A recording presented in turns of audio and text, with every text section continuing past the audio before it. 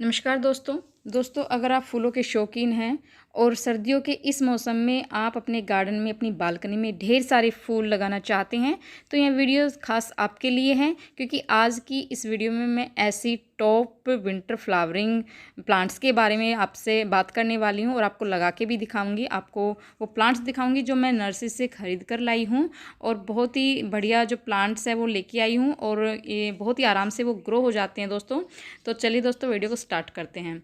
तो सब दोस्तों मैं लेके आई हूँ सैपलिंग, और सैपलिंग मैं इसलिए लेके आई हूँ क्योंकि इसको आप बीज से भी जो विंटर फ्लावरिंग प्लांट है उनको आप बीज से भी ग्रो कर सकते हैं, लेकिन उसमें चांसेस ये होते हैं कि कोई ग्रो होता है कोई नहीं होता है। इस वजह से मैं सैपलिंग लेके आई हूँ। और सैपलिंग के दो बड़े फ़ायदे होते हैं दोस्तों। एक तो वो है ना आराम से ग्रो हो जाते हैं, बहुत ही ईजी तरीके से ग्रो हो जाते हैं, और दूसरा ये कि बहुत ही सस्ते हमें ये मिल जाते हैं। तो ये मैं नर्सरी से नहीं लेके आई हूँ, मैं यहाँ एक कोई फार्म है जहाँ से बीज पर एक्सपेरिमेंट करते हैं और इस तरह की वहाँ से मैं लेके आई हूँ और बहुत ही सस्ते प्लांट्स मुझे मिल गए हैं। इसमें एक ही जैसे पिटूनिया है, पिटूनिया के मुझे यहाँ पे अलग अलग वैरायटी के अलग अलग कलर के 20 प्लांट मिले हैं और एक प्लांट मुझे 5 रुपये से भी कम में पड़ा है। आप देख सकते हैं कितने सस्ते प्लांट मुझे मिल गए हैं।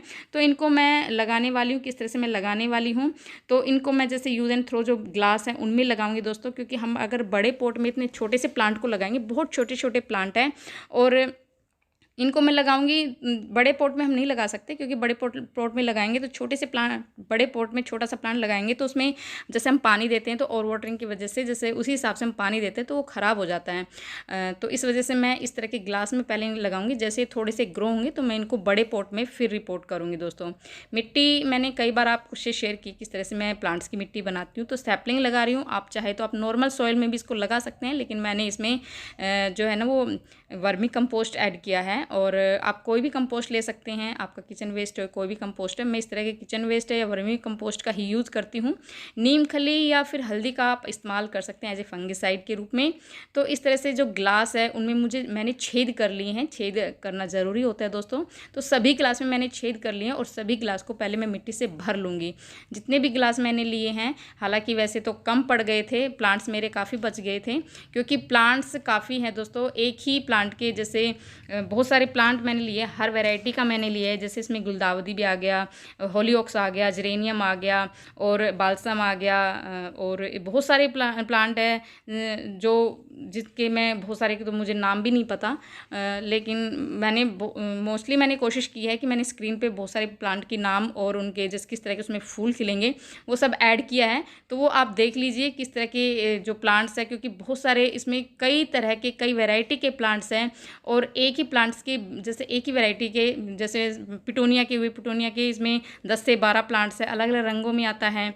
और बाल्सम के भी अलग अलग रंगों में आता है, जो अलग अलग रंगों में इसमें है। तो अभी तो मुझे पता नहीं चल रहा, क्योंकि जो प्लांट्स है वो काफ़ी छोटे हैं और बहुत आसानी से लग जाते हैं। इस तरह से ग्लास आप भर लीजिए, थोड़ा थोड़ा ग्लास जैसे थोड़ा खाली छोड़ दीजिए, क्योंकि मिट्टी जब नीचे पानी देंगे तो नीचे भी जाएगी। तो इस तरह से उंगली से आप या कोई भी चीज़ से आप उसको थोड़ा सा नीचे दबा दीजिए मिट्टी को, और ये प्लांट्स है ना आराम से निकल जाते हैं, क्योंकि इनमें है ना काफ़ी अच्छी रूट्स बनी हुई हैं। और ये जैसे आप आराम से इसको निकालोगे, लेकिन प्लांट जैसा आप ट्रे में से निकालो तो बहुत ही आराम से निकालना है। आप किसी चीज़ से, मेरे पास ये पेंसिल थी, आप कोई चम्मच ले लीजिए, कोई नुकीली ऐसी कोई चीज़ ले लीजिए जो आराम से आप नीचे से उसको निकाल दीजिए, चाहे उनकी जो जड़ है वो डिस्टर्ब ना हो।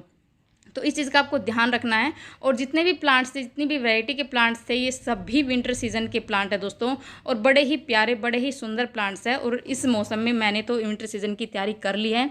मैं इस जो ट्रे में है वो 100 से भी ज़्यादा प्लांट है और बहुत ही सस्ते मुझे मिले हैं, मतलब कुछ भी खर्चा नहीं हुआ। आप देख सकते हैं ये एक प्लांट है, आपको अगर ये जो बड़ा जैसे फ्लावर जिसमें आ जाते हैं, हम नर्सरी से ख़रीद के लाते हैं, जो प्लांट ग्रो हो जाता है उसको हम 100 से 150 रुपये में एक प्लांट खरीद के लाते हैं, और ये मुझे 5 रुपये से भी कम में ये प्लांट मिला है। तो आप देख सकते हैं कितना कम उसमें मेरा जो गार्डन है वो बिल्कुल फूलों से भर जाएगा। ये 20 से 25 दिन में आराम से ग्रो हो जाएंगे, और जब ग्रो होंगे तो मैं बड़े पॉट में इनको लगाऊंगी, और वो वीडियो भी मैं शेयर करने वाला दोस्तों। उसके बाद इसको हम जैसे हमने ये लगाए हैं तो उसको हम शेड में रखेंगे, डायरेक्ट धूप में नहीं रखेंगे। कम से कम सप्ताह 10 दिन हम इनको शेड में ही रखेंगे। बिल्कुल सुबह की थोड़ी सी हल्की धूप इनको हम दिखा सकते हैं। वैसे सारे जो जितने भी प्लांट हैं वो सब ही है ना वो फुल सनलाइट में चलने वाले प्लांट है, मतलब जो सर्दियों के मौसम में जितने भी धूप निकलती है वो सभी में ग्रो हो जाते हैं। जितनी धूप इनको लगेगी उतनी ही ज़्यादा ये ग्रो करेंगे, उतनी ही ज़्यादा इसमें फ्लावरिंग होगी। ये सारे ऐसे ही प्लांट हैं। तो इस तरह के प्लांट सैपलिंग आप लेके आइए। अगर आप बीज नहीं लगाना चाहते तो सैपलिंग ले आइए, बहुत ही सस्ती मिल जाती है और ईजी टू ग्रो हो जाती है। कुछ प्लांट्स मेरे बच गए थे जिनको मैं नर्सरी पॉट में ही लगा दूंगी। एक पॉट में मैं 3 से 4 प्लांट लगा दूंगी तो ये आराम से ग्रो हो जाएंगे दोस्तों। तो इस तरह से बिल्कुल बहुत ही सस्ते में आप पूरा गार्डन विंटर फ्लावर से भर सकते हैं। पूरी जो आपकी बगिया है वो रंग बिरंगे फूलों से भर जाएगी। तो इस तरह से आप विंटर सीजन की शॉपिंग कर सकते हैं दोस्तों। तो कैसे लगे मेरी शॉपिंग, कैसे लगे मेरे प्लांट्स, कैसी लगी मेरी रिपोर्टिंग? अगर पसंद आए तो लाइक कर दीजिए।